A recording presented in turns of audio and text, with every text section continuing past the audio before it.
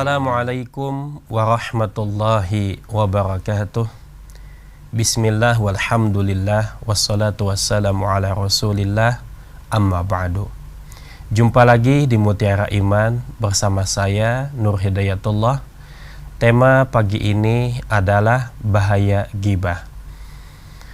Mutiara Iman, saudara Kompas TV dimanapun Anda berada, ada seorang laki-laki.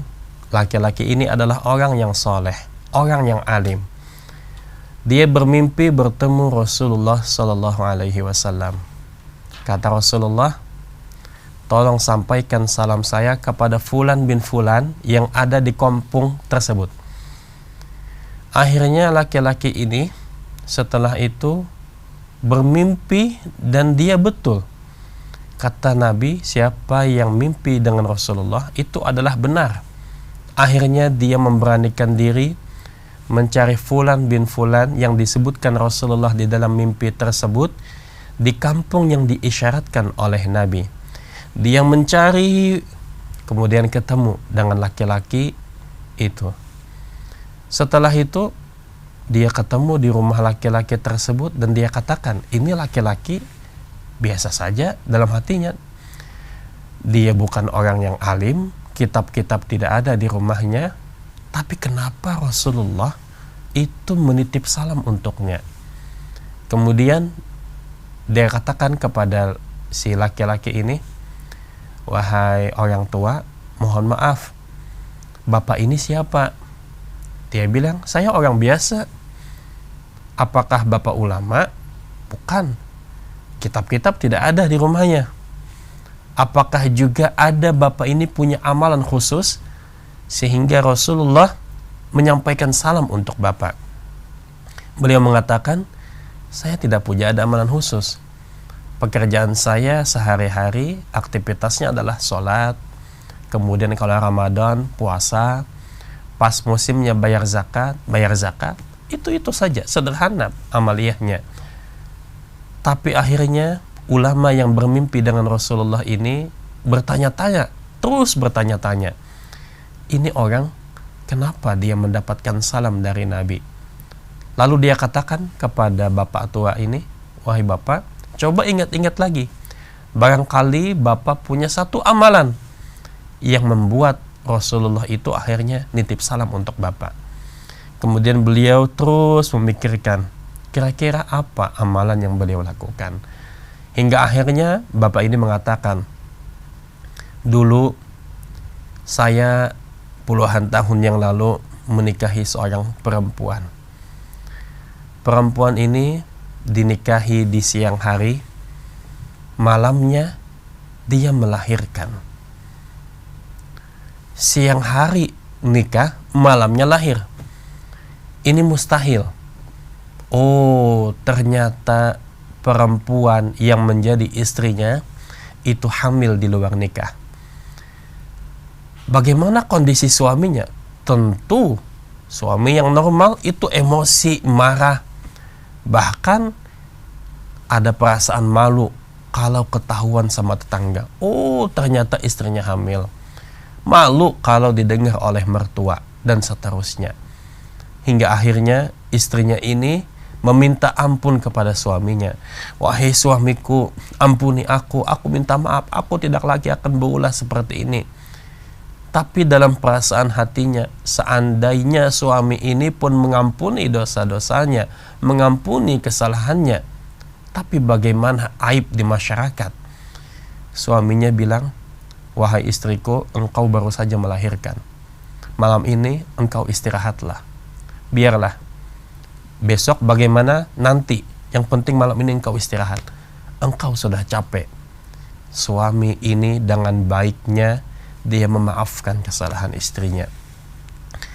Besoknya sebelum azan subuh berkumandang, si suami berangkat menuju masjid membawa bayi yang tadi malam itu lahir. Kemudian dia taruh di depan masjid. Kemudian dia masuk ke dalam masjid. Dia sholat kepada Allah, meminta petunjuk, doa.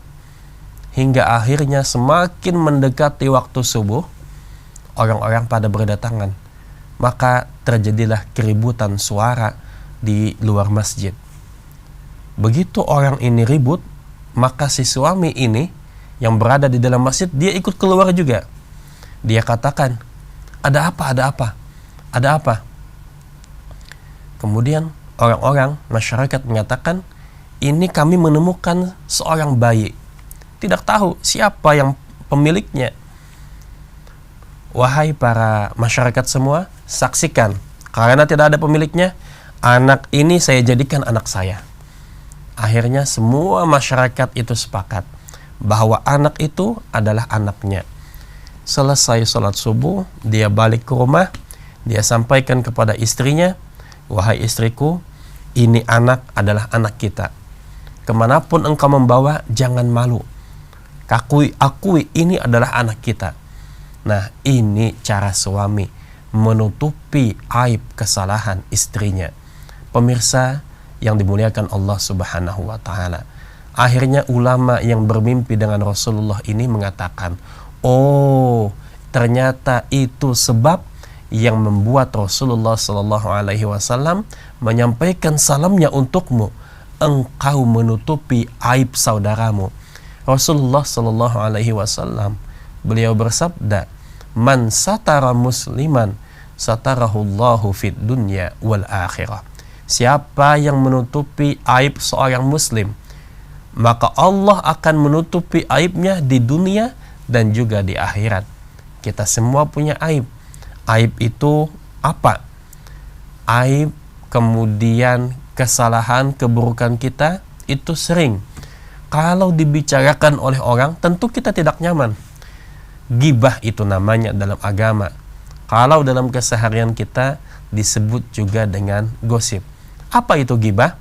Gibah itu adalah dikruka akhaka bima yakrah. Engkau menyebut-nyebut saudaramu, sementara saudaramu itu tidak suka kalau engkau sebut-sebut. Saudara Kompas TV, jangan kemana-mana, tetap bersama saya setelah jeda berikut ini.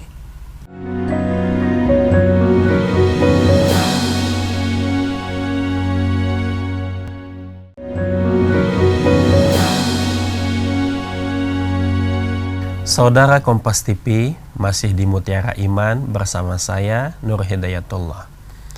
Tadi kita mendengar ada seorang laki-laki yang istimewa.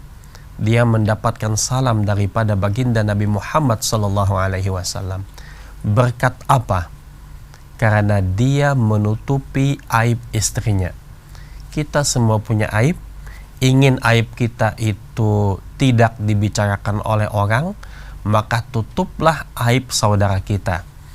Saya pribadi tidak mungkin berbicara di hadapan Bapak Ibu semua. Kalau aib saya ini dibuka, maka kita bisa pede, bisa komunikasi dengan orang lain, kemudian bisa berkumpul di sana kesana kemari. Kenapa? Karena Allah sayang kita, Allah tutupi aib-aib kita. Maka kita wajib hukumnya untuk menutupi aib saudara kita. Kemudian Rasulullah Sallallahu Alaihi Wasallam, beliau pernah menyampaikan begitu dahsyatnya dampak orang yang melakukan ghibah. Sebelum apa yang disampaikan oleh Nabi, di masyarakat kalau ada kita menggibah orang, biasanya ibu-ibu. Kalau kita menggibah orang, ibu-ibu PKK, terdengar oleh ibu-ibu PKK yang lain, akhirnya apa? Ricuh. Ada terjadi permusuhan, bahkan dendam, ingin balas dendam, saling buka aib dan lain sebagainya. Dalam Al-Quran disebutkan, wala yaktab ba'dukum ba'dha. Janganlah kalian itu saling menggibah, saling membuka aib saudaranya. Ayuhibbu ahadukum ayyakula lahma akhihi maitan fakarihtumu. Maukah kalian memakan bangkai saudara kalian yang sudah mati? Fakarihtumu, tentu kalian tidak mau. Maka kalau kita memakan bangkai, itu kita merasa jijik, tidak nyaman. Apalagi bangkai saudara kita. Begitulah kalau kita membuka aib saudara kita. Dia punya keburukan, keburukan itulah yang kita makan. dan itu dampaknya dahsyat, bermusuhan. Kemudian di antaranya lagi Nabi Shallallahu Alaihi Wasallam beliau pernah bersabda, al-ghibah asyaddu minaz zina.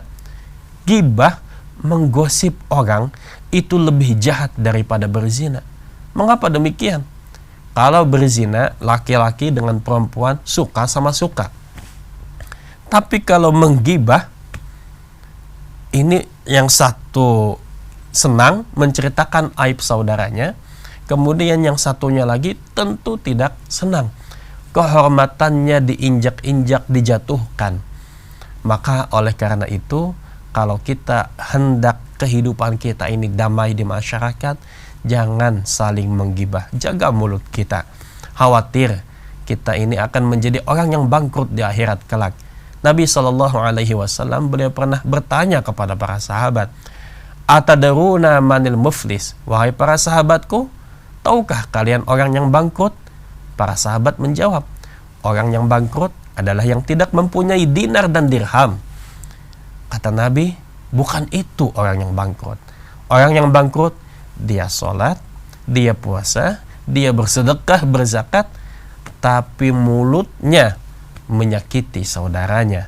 Mulutnya tidak dijaga karena menggibah dan lain sebagainya, maka pahalanya ini, pahala sholat, puasa, sedekah, dan lain-lain, ini dipindahkan kepada orang yang dia gibah. Maka disebutkan dalam satu cerita, ada seorang pezina, dia diampuni oleh Allah Subhanahu wa Ta'ala. Mengapa diampuni oleh Allah? Ternyata dia digosipin orang satu kampung. Digosipin orang satu kampung ini orang yang sholat. Pahala sholatnya dipindahkan kepada orang yang digibah. Orang yang digibah punya dosa, tiba-tiba dia dapat kiriman pahala sholat, pahala sedekah, pahala puasa. Kenapa? Karena kiriman transferan daripada orang-orang yang menggibah dirinya. Kalau kita melakukan zina, na'udzubillah, kalau seseorang melakukan zina, dia bertaubat kepada Allah, Allah akan ampuni. Tapi bagi orang yang menggosip, membuka aib saudaranya, tidak diampuni sebelum orang itu memaafkan kita. Maka oleh karena itu, lebih baik kita mencegah daripada mengobati atau daripada meminta maaf. Kalau kita minta maaf, boleh jadi dia tidak terima, bahkan cekcok sama sekali. Maka setidaknya kita minta maaf secara umum kalau tidak mampu mengatakan kata-kata aib yang kita sebutkan kepada orang yang kita gibah. Kemudian diantaranya lagi, dampak bahaya gibah itu apa? Nabi Shallallahu Alaihi Wasallam bersabda, man ayyara akhahu bidambin lam yamut hatta ya'malahu. Siapa yang membuka aib saudaranya, maka dia tidak dimatikan sebelum ia melakukan dosa perbuatan tersebut. Mungkin ada orang ini pezina, pemabuk, tapi dia sudah taubat. Kemudian kita ceritakan, oh itu orangnya suka zina, oh itu orangnya kayak gini. Baik yang kita sebutkan itu tentang fisiknya, kelakuannya, ucapannya, apapun itu, maka kita tidak dimatikan sebelum kita melakukan perbuatan tersebut. Hadis ini disebutkan dalam kitab Bulughul Maram yang disusun oleh Imam Ibnu Hajar Al-Asqalani. Kemudian dampak selain itu apa?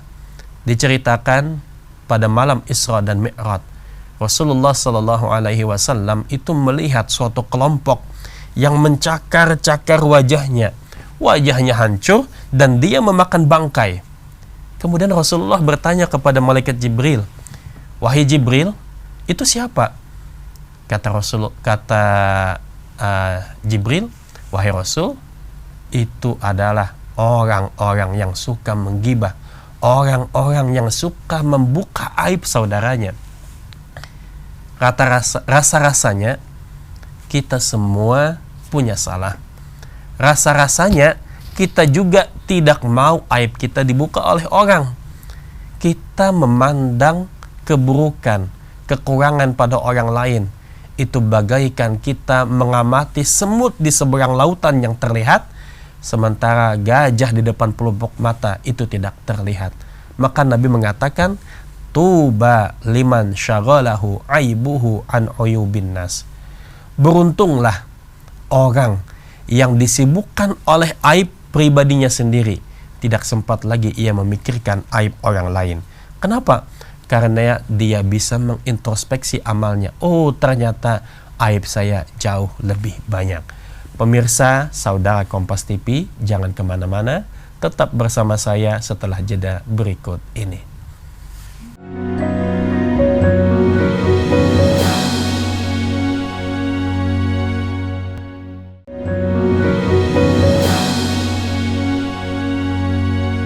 Kembali lagi bersama saya, pemirsa Kompas TV dimanapun Anda berada. Tadi kita berbicara tentang bahaya ghibah. Di antaranya lagi disebutkan dalam kitab Bidayatul Hidayah, Rasulullah SAW pernah menyampaikan suatu nasihat, cerita kepada Mu'az bin Jabal.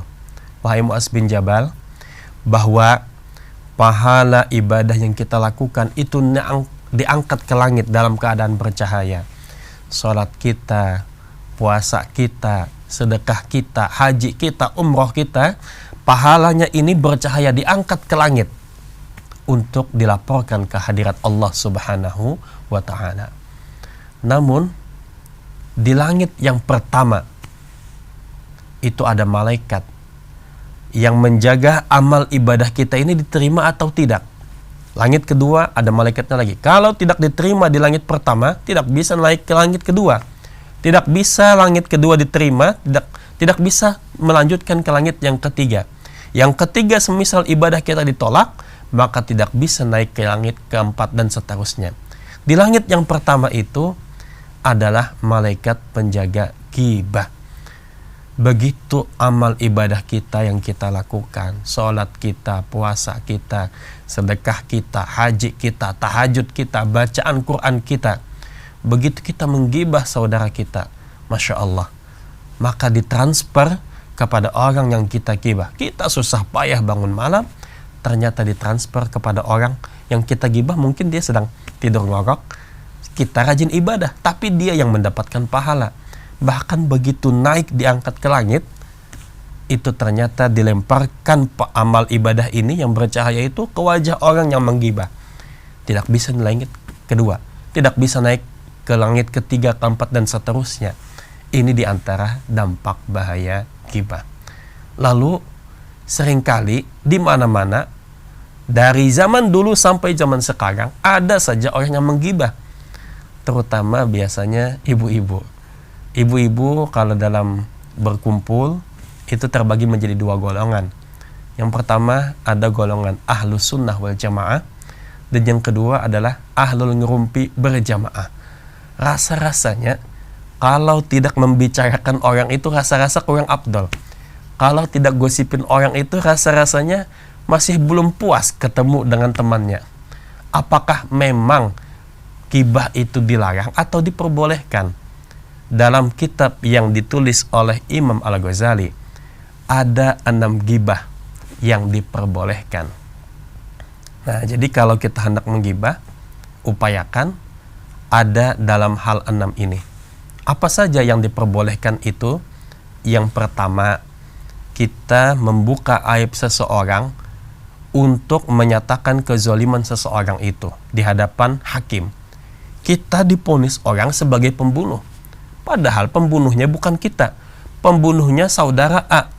Maka di hadapan hakim kita sampaikan, yang membunuh bukan saya, tapi saudara A. Ini membuka aib keburukannya. Maka itu tidak masalah kita membuka aibnya. Yang kedua, ghibah yang diperbolehkan itu adalah semisal kita meminta pertolongan agar orang itu terhindar daripada melakukan maksiat. Ada di tempat sana itu orang mabuk-mabukan, minum-minuman, atau semisal membawa banyak perempuan, kumpul kebo dan lain sebagainya. Lalu kita ceritakan kepada orang, di sana itu ternyata orang banyak mabuk-mabukan. Ini menceritakan aib supaya apa? Supaya di sana tidak terjadi perzinaan, supaya di sana tidak terjadi minum-minuman, maka itu diperbolehkan, membuka aib orang lain. Yang ketiga adalah pada saat semisal kita meminta fatwa kepada ulama, ini hukumnya apa? Kita punya sengketa dengan saudara kita, kemudian menanyai status hukumnya bagaimana, maka itu boleh kita ceritakan saja dengan catatan untuk meminta fatwa atau untuk meminta solusi atau hukum. Yang keempat, diperbolehkan orang itu diantaranya dia ini ingin memberikan deskripsi. Contoh, saya ketemu sama Muhammad, tadi dia sedang khutbah. Muhammad yang mana? Muhammad banyak. Ada Muhammad yang dari ini, semisal Muhammad dari kota Semarang. Di Semarang sangat banyak. Di Semarangnya di mana? Di Ngalian. Di Ngalian juga banyak sekali yang bernama Muhammad, atau yang bernama semisal Mahmud, atau semisal yang bernama Yusuf, atau semisal yang bernama Agus dan lain sebagainya. Maka kita sebutkan Agus yang mana? Itu Agus yang kalau jalan dia itu agak pincang dan lain sebagainya. Nah, maka itu diperbolehkan ketika tidak bisa kita mendeskripsikan kecuali menyebutkan aibnya. Di antaranya lagi kita boleh menggibah seseorang karena kita menghindarkan saudara kita daripada keburukannya. Contoh, ada si fulan ini mau minjam uang kepada teman kita. Teman kita katakan pada dia, kamu jangan injamin dia. Kenapa? Dia itu punya hutang banyak, gak pernah bayar-bayar. Bilangnya 1 minggu, ternyata 1 bulan belum bayar, 1 tahun belum bayar. Teman saya itu sudah 5 tahun gak dia bayar-bayar. Nah, dalam kondisi seperti ini, maka tidak mengapa kita membuka aib. Supaya apa? Supaya teman kita tidak terjatuh ke dalam perbuatan atau kerugian. Pemirsa, dimanapun Anda berada, oleh karena itu solusinya apa? Kesimpulannya, jangan suka menggibah. Kalaupun kita menggibah, maka upayakan masuk dalam perkara-perkara yang diperbolehkan seperti tadi. Di antaranya juga kalau kita untuk mengambil ibrah, bercerita tentang Fir'aun, Abu Lahab, Abu Jahal, itu tidak termasuk menggibah Fir'aun dan lain sebagainya. Teruslah kita tutup aib saudara kita. Mudah-mudahan Allah juga akan menutup kita di dunia maupun juga di akhirat. Allah tutup aib-aib kita. Bismillahirrahmanirrahim. Alhamdulillahi Rabbil Alamin. Allahumma salli wa sallim wa barik ala Sayyidina Muhammad wa ala ali Sayyidina Muhammad. Allahumma asturna bisatrikal jamil. Allahumma gfir li ummati Sayyidina Muhammad. Allahumma arham ummata Sayyidina Muhammad. Allahumma astur ummata Sayyidina Muhammadin sallallahu alaihi wasallam. Allahumma jibur ummata Sayyidina Muhammadin sallallahu alaihi wasallam. Rabbana atina fid dunya hasanah wa fil akhirati hasanah wa qina adzaban nar. Walhamdulillahi rabbil alamin. Saudara, tetap di Mutiara Iman bersama kami di Kompas TV, kecintaan kita semua. Saya Nur Hidayatullah, mohon undur diri. Terima kasih atas segala perhatian dan kerjasamanya. Wallahul muwafiq ila aqwamit thoriq. Wassalamualaikum warahmatullahi wabarakatuh.